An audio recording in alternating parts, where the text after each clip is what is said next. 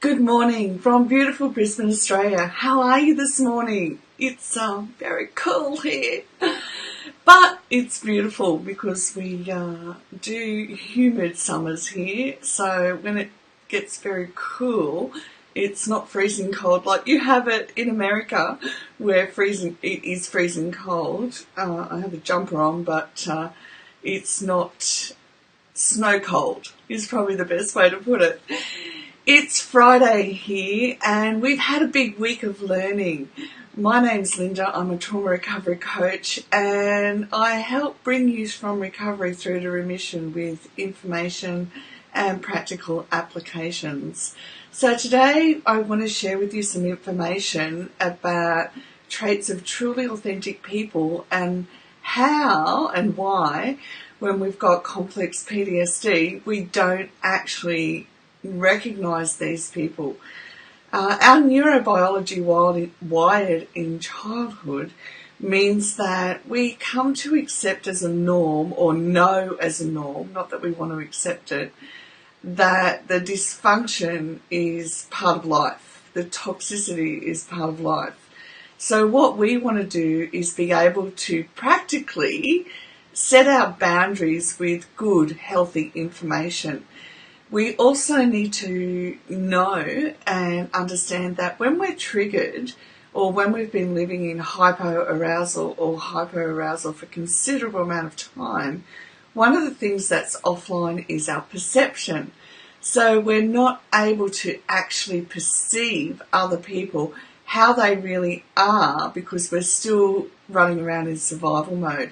And we do it without even knowing. That's the challenging bit, is that until we learn this information, we don't know that we're still making choices based out of wiring from our past. So when we get this information and apply it to our life and we sit back and go, okay, especially for this one around truly authentic people, we begin to go, wow, I can see where I've slipped up in the past, choosing people who didn't have a true authenticity, who basically their external layer looked authentic. So what they presented to the world looked authentic, but who they were internally wasn't very congruent. It didn't line up, and over an extended period of time, it does come out when it doesn't line up. We begin to see that, we begin to sit back and go, hang on a sec, you said this, but then you acted like that. And then after you acted like that, then you said this, which doesn't even match up with what you initially said or what you went and did. So we don't want people like that in our life, because when things like that happen, it's, they're acting like narcissists. They're acting with narcissistic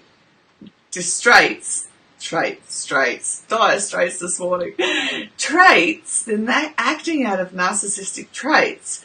And when they do and say things like that, it's called gaslighting as well. So we want to know that their words, we want to be able to observe that their words and actions match up. And I learnt a very hard lesson around this recently, where I'd asked somebody to say, look, if something changes, let me know. And they didn't let me know, but I knew in my gut that things had changed. And they had agreed to let me know. But then they didn't bother letting me know for over a month or more. I can't remember the period of time. But then you go, hang on, your words and actions definitely didn't match up at all. And then when I confront you, you give me a whole different story again. Yeah, no. In fact, no, you won't be part of my life ever. So it takes us quite some time, because of the neurobiology that we're soft-wired with. It takes us some time to wrap our minds around, hang on, 1 + 1 didn't equal 2, it equaled 3 or more in that situation. So now I have to sit back and work my way through my emotional content, because I know that it's healthy for me to say no to this person, but every part of my wiring's going, no, it'll be all right. It'll be right. I'll manage it. I'll cope. No, it sends me into a very unhealthy state. So no, that's why I have to say no. And that's the process that we all need to be able to do, is go, well, no, that's not a healthy place for me to be. And I have to take action in order that my emotions will get on board. We want to see somebody who's transparent, honest, and assertive. And the assertive in this is that you know that they have a quiet strength within them, that when they say no, they mean no. When they say yes, they mean yes. Okay? We want to know that we can go to them, and that when we ask them, they will be totally transparent. There's no or silent pauses. Oh, they're the worst. I hate it when you ask somebody something and there's this long silent pause and you just go, I just asked a question and it said nothing. This is truly bizarre. So think about it. Think about how that fits in for you. We want to know that they demonstrate reciprocity in relationships. So we want to know that, we know that we give our heart and soul to the people in our lives because we love them. And we want to know that that's given back to us too. It doesn't mean in an unhealthy way. It doesn't mean I don't have boundaries and I say what I need or don't need. It means that if I'm in somebody's life, I'm fully 500% committed, and no matter what happens, I will do everything, peel the paint off the wall to make sure that we communicate through whatever's challenging us. And this is on every level in life, whether it's with parents, kids, partners, friends. I'm 100% type of committed person, and you will be too. And you want to know that you're with somebody who knows that they're a 100% committed type person.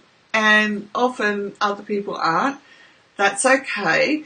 But that means that depending on the relationship, I'm going to limit how much time I factor into my life to be involved.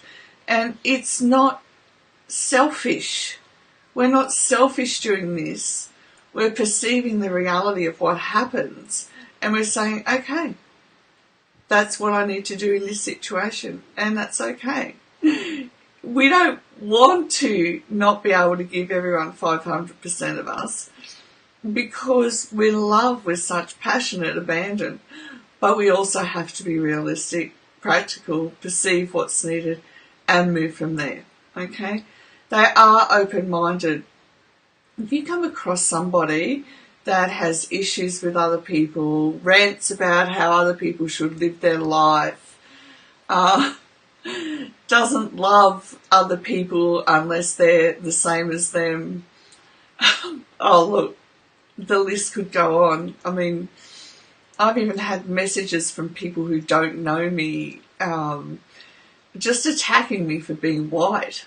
They don't know me. And it's just mind-boggling that this kind of thing happens, that you don't know me, but the fact that I am who I am sets you off. We need to be around people who are open-minded. They are far more gentle, all right? Far more gentle and kind and compassionate and considerate of other people's situations.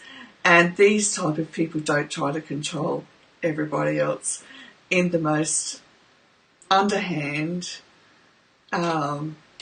ways. I'm trying to think of words that'll just contain it. But you can't contain people like that.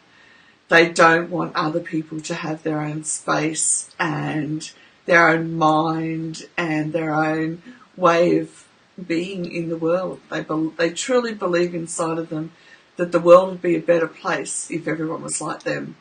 They mightn't word it like that, but they do. I've seen it so often in ways that would curl your hair. So we don't want curly hair this morning.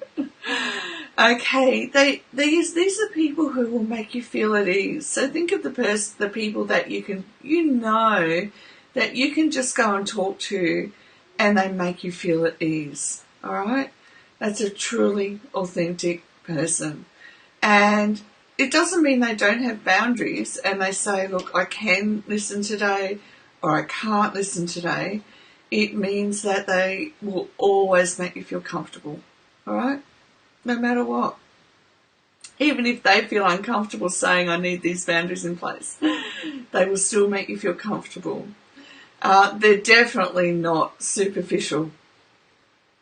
So they're definitely deeper, the deeper people in life, not the shallow, superficial, as long as it looks good, it's all right. As long as I look good, it's all right.